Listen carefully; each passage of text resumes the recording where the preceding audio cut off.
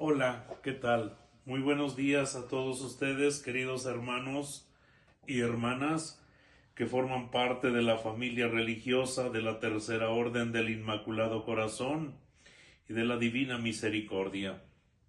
Los saludo fraternalmente a ustedes, queridos hermanos de la familia religiosa del Inmaculado Corazón y la Divina Misericordia.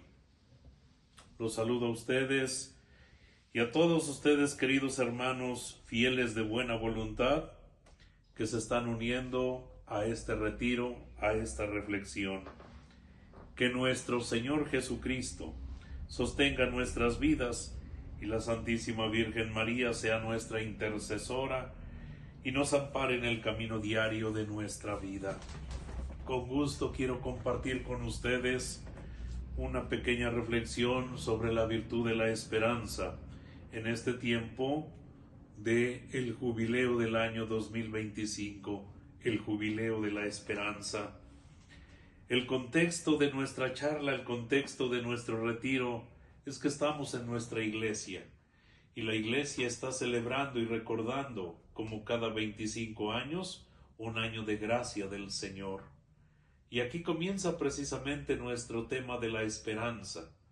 Recordemos que el tema, el título, la base bíblica de nuestro santo jubileo del año 2025 y viviendo la virtud de la esperanza, pues creo yo que es el profeta Isaías en el capítulo 61, el verso 1, el verso 2. Es cierto que del jubileo se nos habla en el libro de Levítico, pero quiero recordar unas palabras de el gran maestro de Biblia, Joan Luis Escá. Todo el anhelo que se nos muestra en el libro de Levítico sobre el origen de nuestro jubileo, tristemente nunca se llevó a cabo. Era el anhelo del pueblo por vivir la justicia y por eso decía, será un año de gracia del Señor donde todo volverá a estar en orden. La tierra va a descansar. El hombre tiene que descansar, los animales van a descansar y todos aquellos que tienen unas deudas ahora terminarán en buen término con aquellos a los que deben. Los esclavos van a recuperar la libertad. Pero tristemente todo esto quedó en el buen deseo. Joan Luis Escá, un gran escriturista, dice, no encontramos en la Sagrada Escritura un solo texto que nos diga que el anhelo de Levítico 25 se llevó a cabo. Si acaso, Hechos 2:42, pues es un anhelo de la visión de la iglesia que está viviendo precisamente su jubileo. Todos acudían a la oración, todos lo ponían en común, y si alguno pasaba hambre, vendían sus propiedades y las ponían el dinero al servicio de los apóstoles para así poder satisfacer las necesidades. Pues creo yo que es un solo versículo en el cual nosotros nos damos cuenta que en la naciente iglesia se vivió un poquito este espíritu del jubileo. Pero decía que ya más tarde va a ser el profeta Isaías que va a recordar ese anhelo de la llegada del pueblo de Dios cuando regresa del destierro. Llegan de nuevo a Jerusalén y este anhelo de justicia lo recuerda el profeta Isaías con unas frases que dicen así: el Espíritu del Señor me acompaña, por cuanto me ha ungido Yahvé, me ha enviado a anunciar la buena nueva a los pobres. Creo que aquí ya se va clarificando el sentido de la esperanza en nuestra vida, anunciar a los pobres la buena nueva. Tantos y tantos hermanos nuestros que viven en una pobreza no solo material, sino en una pobreza espiritual y que anhelan el deseo de que el Señor llegue a ellos. El Espíritu del Señor está sobre mí, está sobre ti y está sobre cada bautizado, porque el Señor nos envía a hacer presente la buena nueva que es Jesucristo delante de aquel que vive una pobreza, que repito que no solo es una pobreza material, sino muchas veces es una pobreza espiritual. a vendar los corazones rotos. Cuando algo pues está roto, qué difícil es volverlo a unir. Y esto es parte de nuestro trabajo y es parte de la esperanza cristiana, llevar el mensaje de buena nueva, llevar el mensaje de salvación, llevar el mensaje de Cristo, llevar el mensaje de esperanza y de consuelo a todo aquel que tiene y siente que su corazón está herido, está lastimado, y muchas veces por el prójimo que está tan cercano a él, y muchas veces porque la sociedad ha alejado a Cristo precisamente de sus vidas. A pregonar a los cautivos la liberación y a los reclusos la libertad. Esto también es parte precisamente de este año jubilar. Y a pregonar un año de gracia de Yahvé, un día de venganza de nuestro Dios para consolar a todos los que lloran. Es el capítulo 61, versículos 1 y 2. Aquí me llama la atención, queridos hermanos, que estamos participando de esta charla, de esta reflexión. Estas palabras las va a retomar después el evangelista San Lucas, ese texto tan famoso cuando Cristo llega a la sinagoga de Cafarnaún, en Nazaret, y entonces proclama, recordando las palabras de Isaías, esto, pero quita unas palabras que nos manifiestan cómo es nuestro Señor Jesucristo. Isaías ya había dicho que el año jubilar es para proclamar la buena nueva a los pobres, para vendar los corazones rotos, para pregonar a los cautivos la liberación y a los reclusos la libertad. Y dice el versículo 2, a pregonar un año de gracia del Señor. Que ojalá y no solamente sea un año de gracia, un mes de gracia, un día de gracia, que toda nuestra vida sea una vida agraciada, una vida de gracia en el Señor. Pero fíjense, termina el versículo 2 diciendo, y un día de venganza de nuestro Dios. Dios nos libre precisamente de la venganza, de la ira de Yahvé, como se hablaba en el Antiguo Testamento. Y aquí es la novedad, ¿por qué? Porque precisamente San Lucas, cuando habla de el año de gracia del Señor y retoma las palabras del profeta Isaías, quita estas palabras de venganza del Señor y él solamente dice, el Espíritu del Señor está sobre mí, me ha ungido para anunciar a los pobres la buena nueva, me ha enviado a proclamar la liberación a los cautivos, para dar la vista a los ciegos y dar la libertad a los oprimidos y proclamar el año de gracia del Señor. San Lucas ya no habla del día de la venganza. ¿Por qué? Porque Cristo nos viene a enseñar a un Dios, pero no un Dios justiciero, vengativo, iracundo, rencoroso, sino un Dios de amor. Hace unos días precisamente escuchábamos la regla de oro del Evangelio en estos días de Cuaresma. Traten a los demás como quieras que los demás te traten a ti. ¿En qué consiste vivir esta esperanza cristiana? En vivir la buena nueva. Y el Señor mismo nos dijo, no juzgues y no serás juzgado, no condenes y no serás condenado. Sean misericordiosos, vivamos la misericordia, como Dios Padre es precisamente misericordioso. Bueno, pues este es el espíritu, el ámbito del año del jubileo. Pero adentrándonos en la virtud de la esperanza, quisiera compartir con ustedes, queridos hermanos, una cita de la primera carta a los Corintios. Primera carta a los Corintios es el capítulo 15 que nos habla en torno a la resurrección de nuestro Señor Jesucristo. Y en el versículo 16, 17, 18 nos dice lo siguiente. De la epístola de San Pablo a los Corintios, primera carta a los Corintios.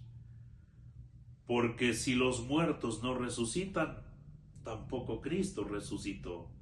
Y si Cristo no resucitó, vuestra fe es vana, siguen en sus pecados. Por tanto, también acabaron para siempre los que murieron creyendo en Cristo. Si nuestra esperanza en Cristo se limita solo a esta vida, somos las personas más dignas de compasión. Aquí ya nos damos cuenta, queridos hermanos, que la esperanza es un gran regalo de Dios nuestro Señor. Quisiera compartir con ustedes, además de esta cita, un ejemplo que nos va a ayudar, creo yo, a entender la virtud de la esperanza. Con cariño, al empezar esta charla, he encendido esta veladora. La dinámica para entenderlo son 4 velas, y aunque yo alcanzo a ver que sí está encendida, sin embargo, su flama es muy pequeña. Y qué bueno, porque eso nos ayuda a entender precisamente la virtud de la esperanza. En un ejemplo, están 4 velas frente a nosotros. Hoy solamente tenemos una, pero hagamos de cuenta que tenemos 4 velas, y cada una de las velas representa una virtud, representa algo de lo que tiene que tener la vida del cristiano y que tiene que tener la humanidad, que tiene que tener la vida de la iglesia. La primera vela es la vela de la paz, y la vela de la paz se está apagando. Queridos hermanos, hoy cuando encendemos el monitor para ver las noticias, escucharlas mientras vamos manejando, ¿qué es lo que escuchamos? Violencia, robos, ataques, muertos, asesinatos. La paz en el mundo se está muriendo. La paz en el mundo se está terminando, se está acabando. E incluso en las familias nos damos cuenta de que hay problemas, hay divisiones, hay discordias. ¿Cuántas veces muere papá, muere mamá y se acaba la unidad entre los hijos y hay pleitos por las herencias? Hay diferentes puntos de vista, hay diferentes opiniones. La paz se está acabando, se está agotando, tanto en el ambiente, digo, personal como en el ambiente familiar. Hace unos días me decía una persona que a él le gustaba ir al cine y solo. ¿Y por qué? Porque dice, porque ahí puedo dormir sin que nadie me moleste, cosa que ya no puedo en la casa. Qué tristeza que no tenga esa paz personal, porque denota que no hay una paz en el hogar, y tristemente en el mundo vivimos en una situación problemática donde la paz parece que se está muriendo. Y junto a la vela de la paz está la está la vela de la fe. Y la fe también se está apagando. Por eso el año jubilar nos dice: proclamemos un año de gracia del Señor, anunciemos la buena nueva. Y tantos sectores de nuestra iglesia como nosotros mismos tenemos la necesidad de escuchar a Cristo. Pero no solo de escucharlo, sino de meternos con Cristo, abrazar a Cristo. El segundo domingo de Cuaresma nos presenta el pasaje de la transfiguración de nuestro Señor Jesucristo. Y entonces, en esta Epifanía, Cristo sube al monte, y ahí el Espíritu Santo los envuelve con su sombra, los cubre con su sombra, y de la nube sale la voz del Padre que dice: este es mi Hijo muy amado, mi elegido, escúchenlo. Escuchar al Señor. Pues la fe de repente no está llegando a donde tiene que llegar, y hace falta el carisma y el espíritu misionero, la gallardía en todos nosotros, para que el Evangelio llegue a todos y cada uno de los lugares, de los sectores que necesitan esa palabra de consuelo.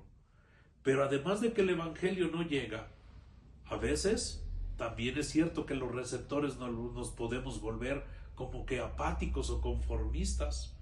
Hoy cuántas veces estamos desinteresados en conocer nuestra propia fe, conocer a Jesucristo. Como dijera San Jerónimo, desconocer a Cristo es fruto de desconocer las Escrituras.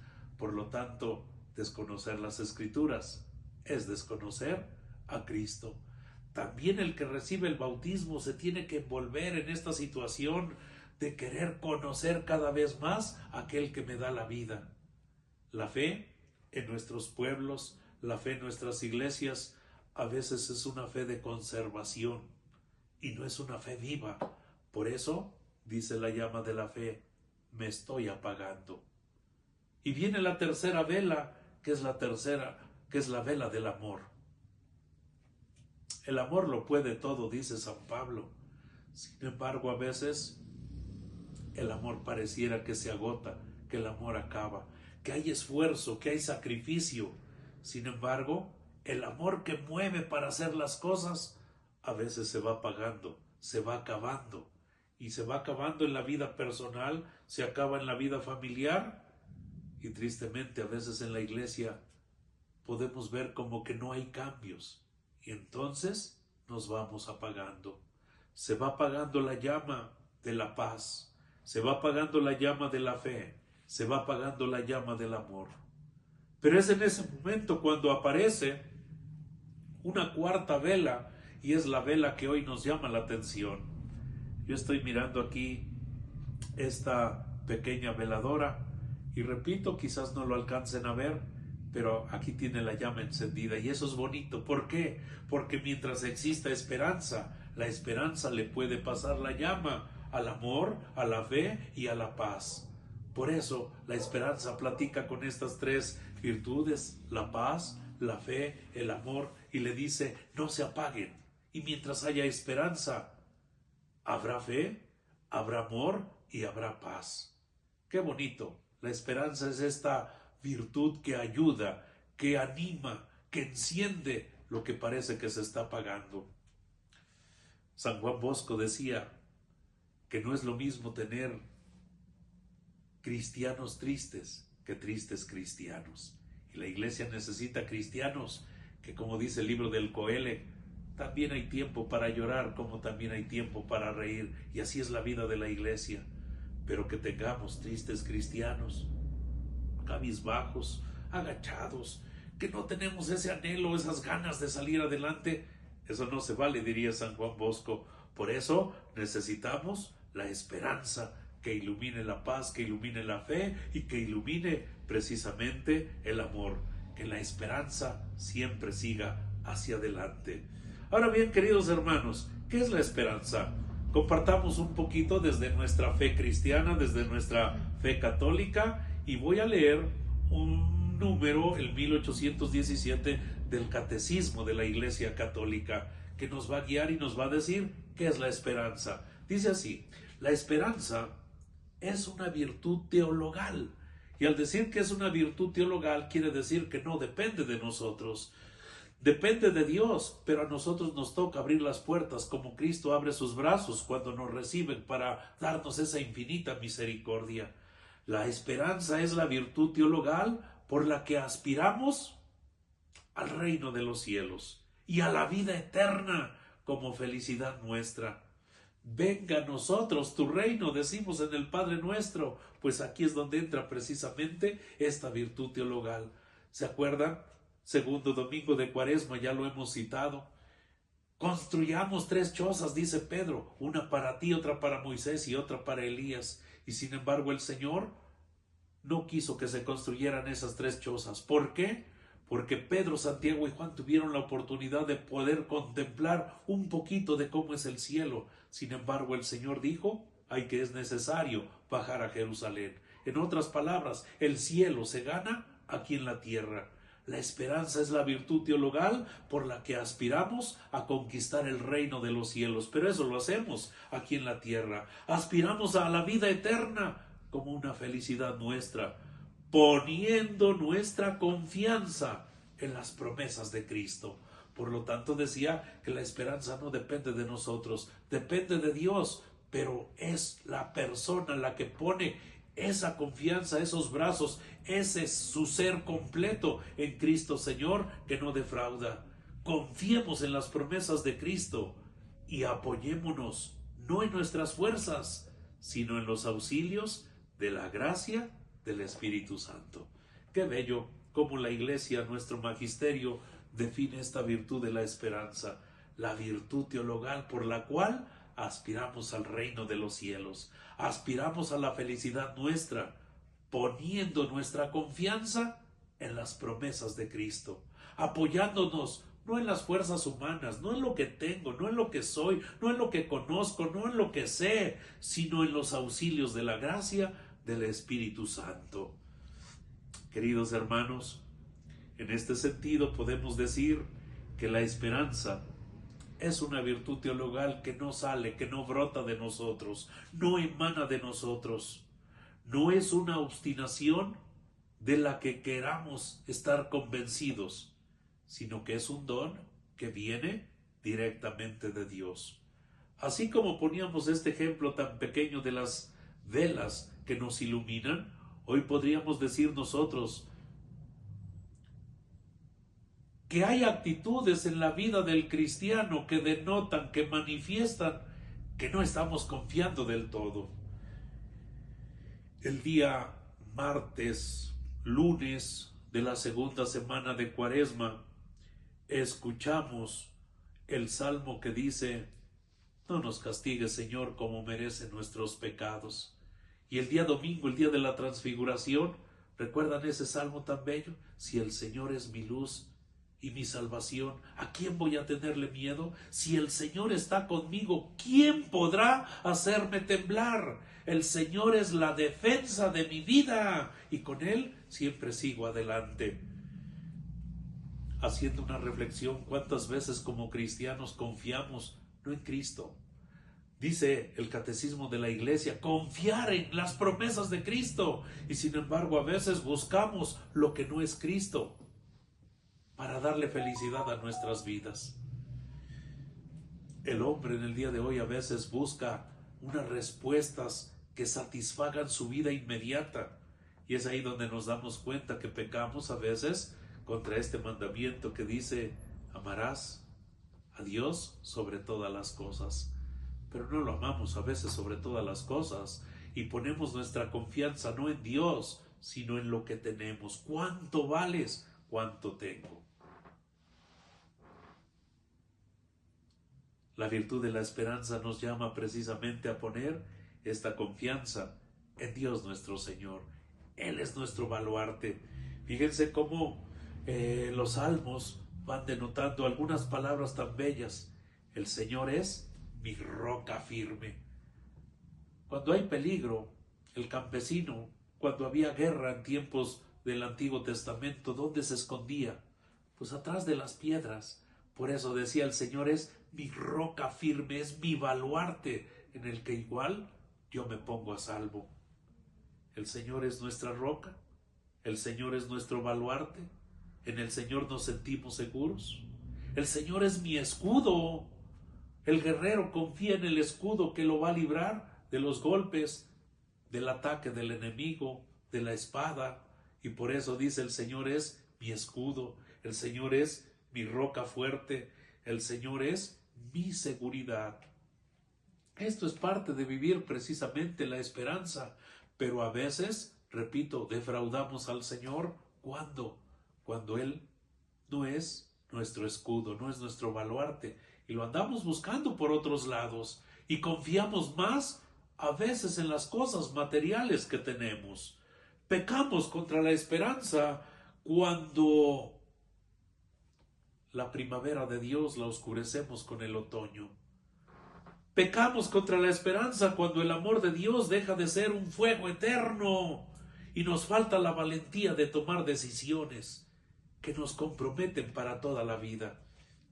Después de las fiestas de la Semana Santa vendrá el tiempo de la Pascua y culminará con Pentecostés. Ven, Señor, ven, Espíritu Santo, llena los corazones de tus fieles y enciende en ellos el fuego de tu amor.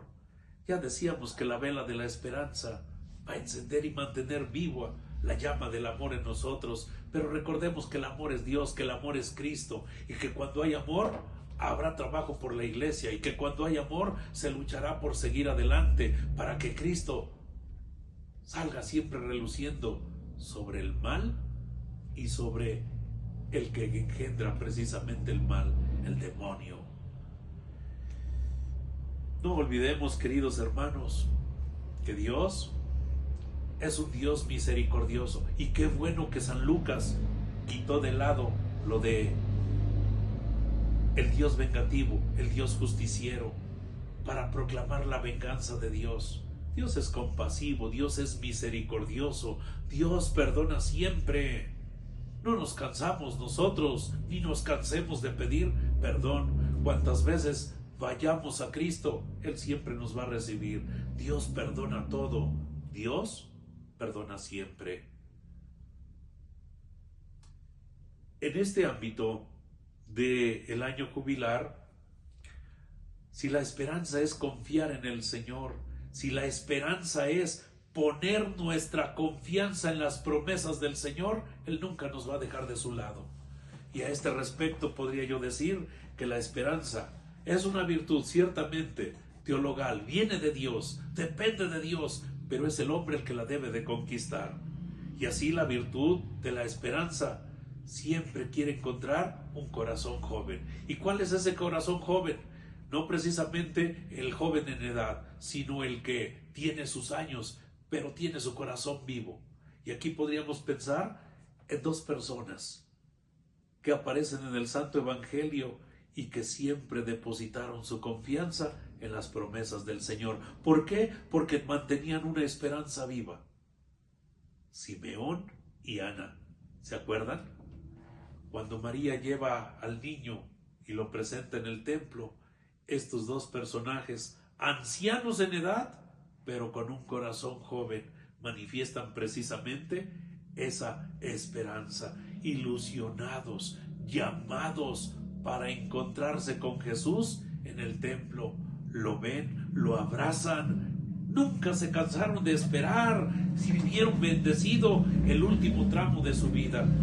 Eran unas personas, ciertamente, repito, de edad adulta, ancianos, pero con un gran corazón, con un corazón joven. Por eso, cuando reconocen a Jesús, se atreven a decir estas palabras: ahora, Señor, según tu promesa, puedes dejar a tu siervo morir en paz, porque mis ojos han visto a tu Salvador. Ahora sí, he esperado, he confiado en ti, Señor, y he podido ver, he podido contemplar estas promesas que tú tienes para nosotros. El año jubilar nos propone también la peregrinación. Y la peregrinación es salir de un lugar para llegar a otro. Y mientras vamos caminando, vamos esperando que el camino se acorte. Y vamos nosotros en esta ilusión de poder encontrarnos con el Señor y cruzar esa puerta santa. Cruzando precisamente o caminando en la peregrinación, nosotros nos podemos encontrar con cosas buenas, con cosas malas, pero no perdamos de vista que al que queremos encontrar, que aquel con el que queremos relacionarnos es Cristo. Por eso las cosas buenas las valoramos y las cosas negativas las dejamos atrás. El Señor Jesús, cuando manda a sus discípulos a predicar el Evangelio, les dice: no lleven nada para el camino, ni mochila, ni cinto, ni dinero. ¿Por qué? Porque tener esperanza es saber que el Señor nos va a dar lo suficiente para esta vida y pues seguir avanzando y seguir caminando al encuentro del Señor. Generalmente en la mochila pues echamos tantas cosas. Lo que no necesitamos lo echamos en la mochila, lo vamos cargando, y aunque muchas veces no lo necesitamos. Confiamos a veces en el cinto, o confiamos en las sandalias, esa seguridad para pisar, o confiamos en el dinero, pero el Señor nos dice: no lleven nada para el camino. ¿Por qué? Porque Él está con nosotros, y si el Señor está con nosotros, lo tenemos todo. Sería bueno recordar precisamente esta definición tan maravillosa que nos propone el Catecismo de la Iglesia Católica, porque nos hace recordar que tener esperanza es confiar en el Señor, es abrazarse del Señor, es que lo que tú me prometes, Señor, tú me lo vas a dar. ¿Por qué? Porque viene de un ser divino. Cuando el Señor resucitado se aparece a los apóstoles y ahí está Tomás, les dice: yo me voy, y ya saben el camino. Señor, no sabemos a dónde vas, no sabemos el camino. El el Señor Jesús les explica a sus apóstoles: yo me voy, pero voy a prepararles un lugar, porque quiero que donde yo esté, estén también ustedes. Y ya saben el camino para llegar al lugar a donde yo voy. El Señor mismo nos ha preparado una mansión. El Señor mismo nos lo ha dicho, que quiere que estemos con Él.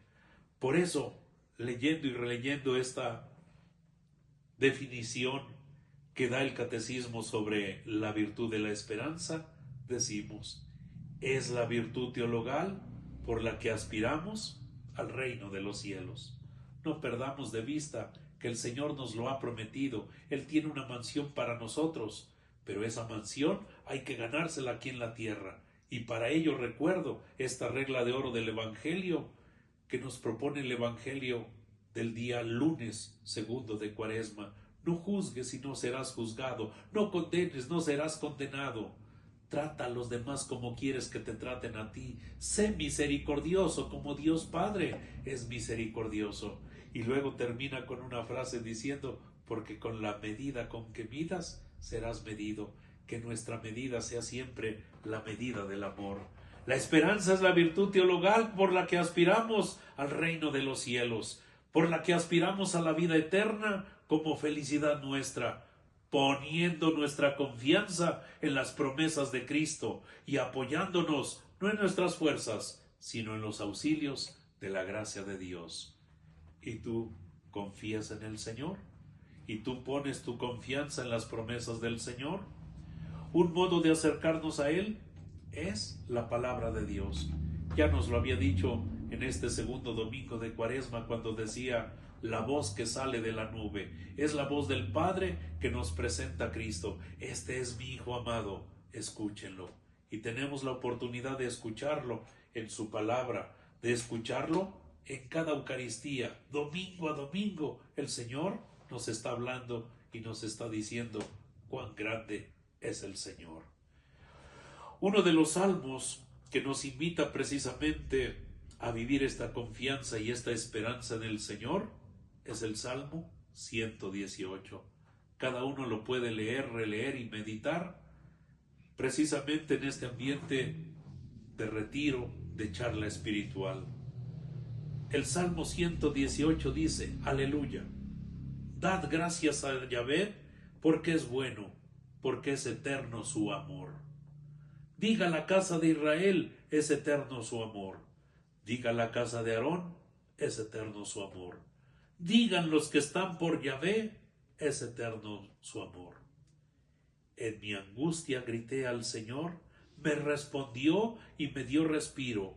Yahvé está por mí, no temo. ¿Qué puede hacerme una persona? Yahvé está conmigo, me ayuda, y yo desafío a los que me odian. Mejor es refugiarse en el Señor que poner la confianza en la gente. Mejor es refugiarse en Yahvé que poner la confianza en los nobles. Me rodeaban todos los gentiles. En el nombre del Señor los rechacé. Me rodeaban una y otra vez. En el nombre de Yahvé los rechacé. Me rodeaban lo mismo que avispas. Llameaban cual fuego de zarzas. En el nombre del Señor los rechacé. Cómo me empujaban para tirarme, pero Yahvé vino en mi ayuda. Mi fuerza y mi canto es Yahvé. Él fue mi salvación. Clamor de júbilo y victoria se oye en la tienda de los justos. La diestra de Yahvé es poderosa. Magnífica es la diestra de Yahvé.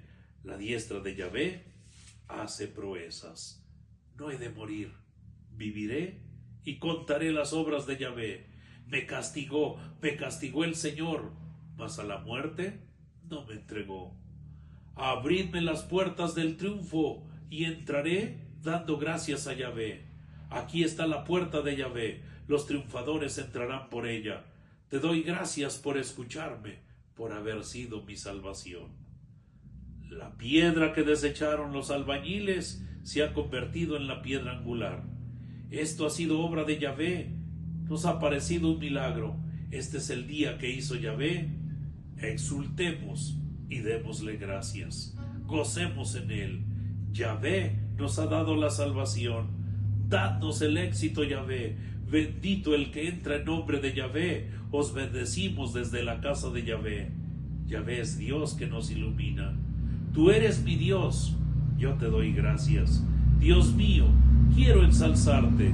Dad gracias a Yahvé, porque es bueno, porque es eterno su amor y es eterna su misericordia. Queridos hermanos, mantengamos fieles y encendidos la llama de la esperanza. Que la esperanza alimente la fe, que la esperanza alimente la vida, que la esperanza alimente el amor y que la esperanza mantenga la paz en tu corazón, en nuestros hogares y en nuestra iglesia. Que Dios los bendiga. Un placer compartir con ustedes esta pequeña reflexión sobre la virtud de la esperanza. Bendiciones a todos.